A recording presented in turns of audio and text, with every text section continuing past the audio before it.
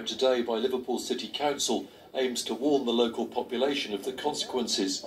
But doctors say outcomes are better. Health Service Journal estimates that the death rate for hospital COVID patients fell by 50% between April and September. An intensive care specialist told me what had changed with the care of very sick patients. We became better at recognising the disease early and therefore implementing treatment early. And it's always better to prevent deterioration rather than to treat things after the event.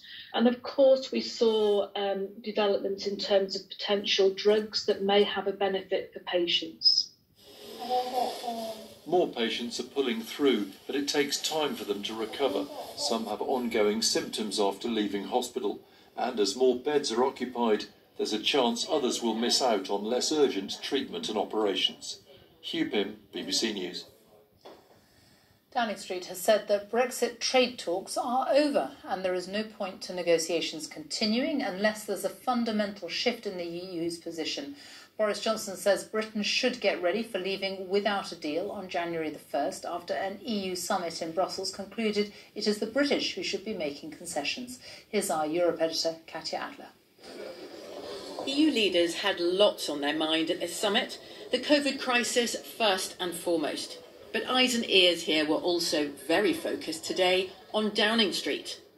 How would Boris Johnson react to their demand that the UK must give way first if a trade deal is to be agreed? The answer, not positively.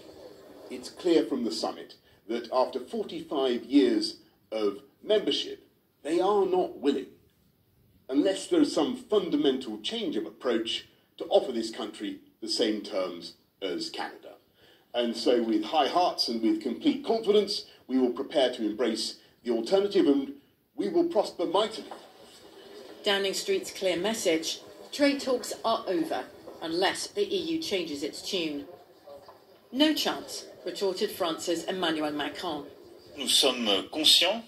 We are always aware that it's the United Kingdom that wanted to leave the European Union, that is leaving the European Union, and that needs an agreement even more than we do. After months and months of EU and UK negotiators shuttling backwards and forwards between London and Brussels, both sides are fed up. The key sticking point still in talks: the rights of EU fishermen to fish in UK waters after Brexit, competition regulations known as the level playing field, and how disputes should be resolved if a trade deal is agreed. Michel Barnier hat uns Angela Merkel said today the EU's chief negotiator would head to London on Monday to launch intense last-ditch talks.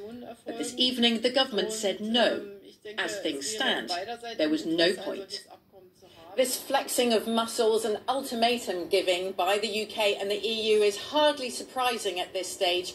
But is it the end of the road or political posturing before difficult compromises are reached?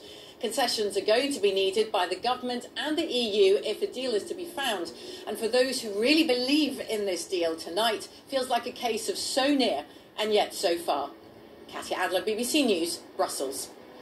And our political correspondent Ian Watson joins me now from Westminster. So are these talks really over?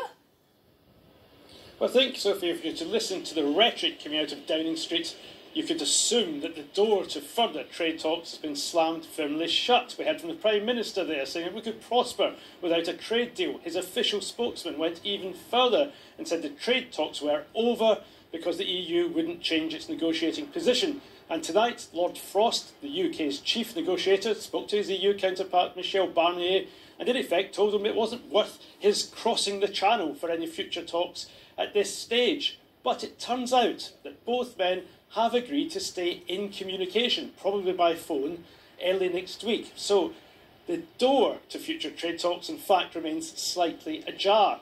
But the consistent complaint from Downing Street is that the EU simply hasn't got its collective head round the idea of the UK becoming an independent state. So it's looking for a big, perhaps looking for too big a change in attitude from Brussels. Tonight, Labour are urging the government to pull back from the brink of no deal. And in truth, Sophie, I think that's where we are, very much on the brink, but not past the point of no return. Ian, thank you. A teacher who showed his pupils cartoons